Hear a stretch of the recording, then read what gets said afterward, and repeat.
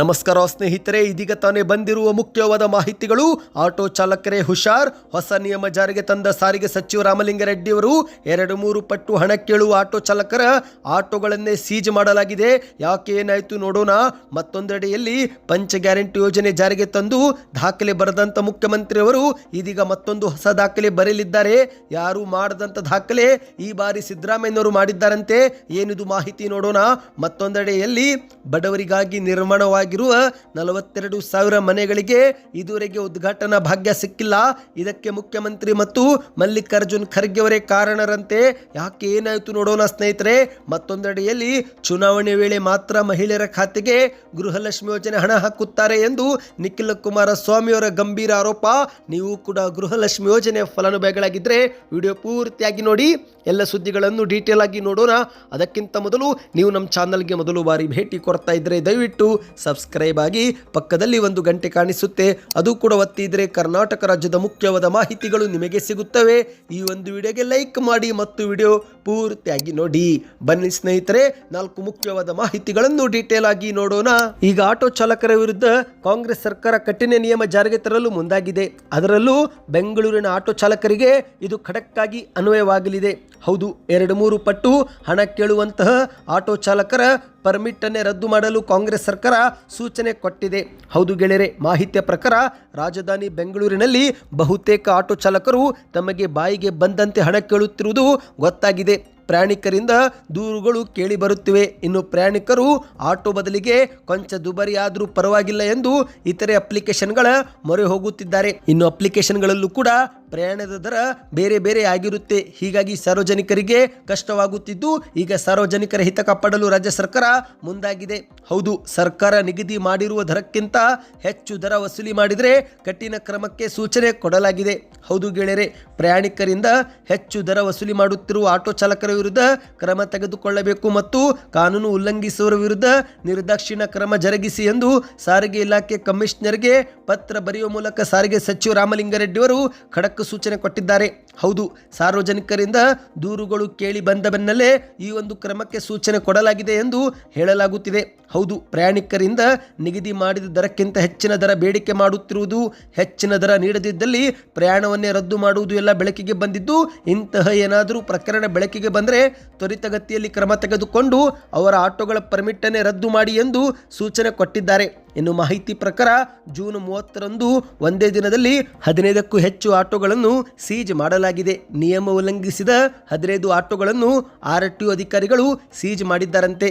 ನಿಗದಿ ಮಾಡಿದ ದರಕ್ಕಿಂತ ಹೆಚ್ಚಿನ ಹಣ ವಸೂಲಿ ಮಾಡಲಾಗುತ್ತಿದೆ ಎಂದು ಪ್ರಯಾಣಿಕರಿಂದ ದೂರು ಕೇಳಿ ಬಂದ ಬೆನ್ನಲ್ಲೇ ಸ್ಥಳಕ್ಕೆ ಆಗಮಿಸಿದಂಥ ಅಧಿಕಾರಿಗಳು ಆಟೋಗಳನ್ನು ಸೀಜ್ ಮಾಡಿ ಚಾಲಕರ ವಿರುದ್ಧ ಕ್ರಮ ತೆಗೆದುಕೊಂಡಿದ್ದಾರೆ. ಇದಕ್ಕೆ ನಿಮ್ಮ ಅನಿಸಿಕೆಯನ್ನು ಕಮೆಂಟ್ ಮಾಡಿ. ಇನ್ನಿದೀಗ 2ನೇ ಮುಖ್ಯವಾದ ಮಾಹಿತಿಗೆ ಹೋಗೋಣ. ಇಂದು ರಾಜ್ಯದಲ್ಲಿ ಕಾಂಗ್ರೆಸ್ ಸರ್ಕಾರವು ಪಂಚ ಗ್ಯಾರಂಟಿ ಯೋಜನೆಗಳನ್ನು ಜಾರಿಗೆ ಮಾಡಿ ಇತಿಹಾಸದಲ್ಲೇ ಹೊಸ ದಾಖಲೆ ಬರೆದಿದೆ.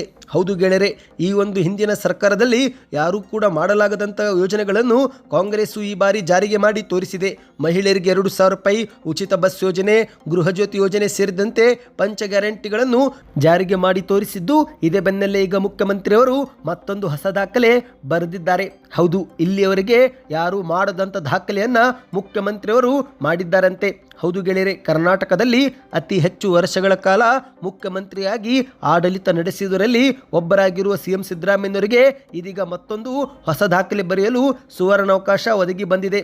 ಅದನ್ನು ಮುಖ್ಯಮಂತ್ರಿಯವರು ಬಳಸಿಕೊಂಡು ಮತ್ತೊಂದು ದಾಖಲೆ ಬರೆದಿದ್ದಾರೆ.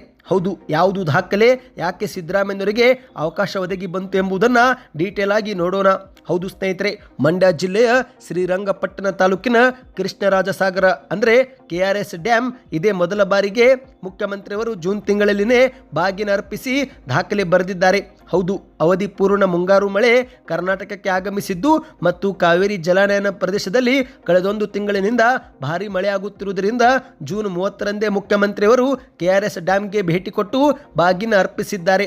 ಮಾಹಿತಿಯ ಪ್ರಕಾರ ಪ್ರತಿ ಬಾರಿ ಜುಲೈ ಆಗಸ್ಟ್ ತಿಂಗಳಲ್ಲಿ ಬಾಗಿನ ಅರ್ಪಿಸಲಾಗುತ್ತಿತ್ತು. ಆದರೆ ಇದೇ ಮೊದಲ ಬಾರಿಗೆ ಜೂನ್ ತಿಂಗಳಲ್ಲಿನೇ ಬಾಗಿನ ಅರ್ಪಿಸಲಾಗಿದೆ. ಮಾಹಿತಿಯ ಪ್ರಕಾರ 93 ವರ್ಷಗಳ ಬಳಿಕ ಇದೇ ಮೊದಲ ಬಾರಿ ಜೂನ್ ತಿಂಗಳಲ್ಲಿ KRS ಡ್ಯಾಮ್ ಭರ್ತಿಯಾದಂತಾಗಿದೆ ಎಂದು ಹೇಳಲಾಗಿದೆ. ಸ್ನೇಹಿತರೆ, ಈ ಮೂಲಕ ಮುಖ್ಯಮಂತ್ರಿಯವರು ಜೂನ್ ತಿಂಗಳಲ್ಲಿನೇ ಬಾಗಿನ ಅರ್ಪಿಸಿ ಹೊಸ ದಾಖಲೆ ಬರೆದಿದ್ದಾರೆ. ಇನ್ನಿದೀಗ ಮತ್ತೊಂದು ಮುಖ್ಯವಾದ ಮಾಹಿತಿಗೆ ಹೋಗೋಣ. ಇಂದಿನ ದಿನದಲ್ಲಿ ಪ್ರತಿಯೊಬ್ಬರಿಗೂ ತಮ್ಮದೇ ಆದ ಸ್ವಂತ ಮನೆಯಲ್ಲಿ ವಾಸ ಮಾಡಬೇಕು ಎನ್ನುವ ಆಸೆ ಇದ್ದೇ ಇರುತ್ತೆ. ಇನ್ನು ಸರ್ಕಾರವು ಕೂಡ ಬಡವರಿಗೆ ಮನೆ ಕಲ್ಪಿಸಿಕೊಡಲು ಹಲವಾರು ವಸತಿ ಯೋಜನೆಗಳನ್ನು ಜಾರಿಗೆ ಮಾಡಿದೆ. ಆದರೆ ಇದೀಗ ಒಂದು ಶಾಕಿಂಗ್ ಸುದ್ದಿ ಹೊರಬಂದಿದೆ. ಹೌದು, ಬಡವರಿಗೋಸ್ಕರ ನಿರ್ಮಾಣವಾಗಿರುವಂತಹ 42,000 ಮನೆಗಳು ಪೂರ್ಣಗೊಂಡಿದ್ದರೂ ಕೂಡ ಉದ್ಘಾಟನೆ ಮಾಡಿಲ್ಲವಂತೆ. ಇನ್ನು ಇದಕ್ಕೆ ಮುಖ್ಯ ಕಾರಣವೇ ಮುಖ್ಯಮಂತ್ರಿ ಮತ್ತು ಎಐಸಿಸಿ ಅಧ್ಯಕ್ಷ ಮಲ್ಲಿಕಾರ್ಜುನ್ ಖರ್ಗೆ ಎಂದು ಹೇಳಲಾಗುತ್ತಿದೆ. ಹೌದು, ಇತ್ತೀಚೆಗೆ ಹಣ ಕೊಟ್ಟವರಿಗೆ ಮಾತ್ರ ಸರ್ಕಾರದಿಂದ ಮನೆ ದೊರೆತಾ ಇದೆ ಎಂಬ ಆರೋಪ ರಾಜ್ಯದಲ್ಲಿ ಭಾರಿ ಸದ್ದು ಮಾಡಿತ್ತು.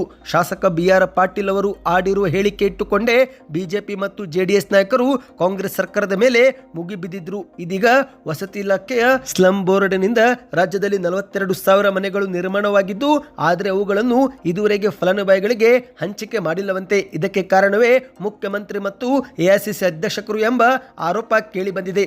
ಹೌದು, ಮೊದಲಿಗೆ ಹುಬ್ಬಳ್ಳಿ ನಗರದ ಹೊರವಲಯದಲ್ಲಿರುವ ಮಂಟೂರು ರಸ್ತೆಯಲ್ಲಿ 1500ಕ್ಕೂ ಹೆಚ್ಚು ಮನೆಗಳನ್ನು G+3 ಮಾದರಿಯಲ್ಲಿ ನಿರ್ಮಾಣ ಮಾಡಲಾಗಿದೆ.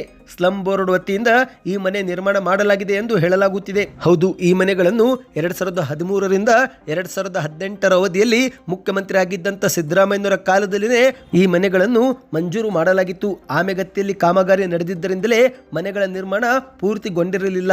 ಆದರೆ ಇದೀಗ ಮನೆಗಳ ನಿರ್ಮಾಣ ಕಾರ್ಯ ಮುಗಿದರೂ ಕೂಡ ಫಲಾನುಭವಿಗಳಿಗೆ ಹಂಚಿಕೆ ಮಾತ್ರ ಆಗುತ್ತಿಲ್ಲ. ಹೌದು, ಕೇವಲ ಹುಬ್ಬಳ್ಳಿ ಮಾತ್ರವಲ್ಲ, ಕರ್ನಾಟಕದ ಹಲವೆಡೆಯಲ್ಲಿ ಸ್ಲಂ ಬೋರ್ಡ್ನಿಂದ 42,345 ಮನೆಗಳನ್ನು ನಿರ್ಮಾಣ ಮಾಡಲಾಗಿದೆ. ಆದರೆ ಏಪ್ರಿಲ್ ತಿಂಗಳಲ್ಲಿನೇ ಮನೆ ಉದ್ಘಾಟನೆ ಆಗಬೇಕಾಗಿತ್ತು. ಇಷ್ಟೊತ್ತಿಗೆ ಫಲಾನುಭವಿಗಳು ಮನೆಯಲ್ಲಿ ಇರಬೇಕಾಗಿತ್ತು. ಆದರೆ ಇದುವರೆಗೆ ಮನೆ ಉದ್ಘಾಟನೆ ಮಾತ್ರ ಮಾಡಲಾಗುತ್ತಿಲ್ಲ.